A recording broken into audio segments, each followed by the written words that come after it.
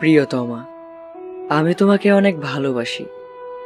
সে কথা আজ পর্যন্ত তোমাকে বোঝাতে পারিনি। হয়তো আমার ভালোবাসা তোমার কাছে নগণ্য ছাড়া আর কিছুই নয়। তবে এখনো আমি তোমাকে ভালোবাসি, ঠিক প্রথম দিনের মতো। আমি এখনো তোমাকে প্রত্যেকটা মুহূর্ত জুড়ে মনে করি, ঠিক আগের দিনগুলোর মতো। তার বিনিময়ে কিছুই পাইনি তোমার কাছে। তোমার কাছে যা পেয়েছি তা হলো কষ্ট নামক একটা অভিশাপ।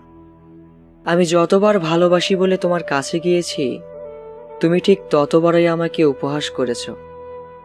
তারপরেও অগণিত কষ্ট আর অবহেলা বুকে চেপে রেখেও ভালো থাকার মিথ্যা অভিনয় করেছি। কখনো বুঝতে দেইনি কতটা কষ্টে আছি আমি। তুমি কখনো বুঝতেও চাওনি কিসে আমার কষ্ট। তুমি কখনো এটাও বুঝতে চাওনি কোন বিষয়গুলো আমার ভালো লাগে। আসলে সত্য কথা বলতে তুমি আমাকে ভালোই বাসোনি কোনোদিন। হয়তোবা আমি তোমার যোগ্য নই। যদি যোগ্যই হতাম, তাহলে এত বেশি অবহেলিত হতাম না তোমার জীবনে।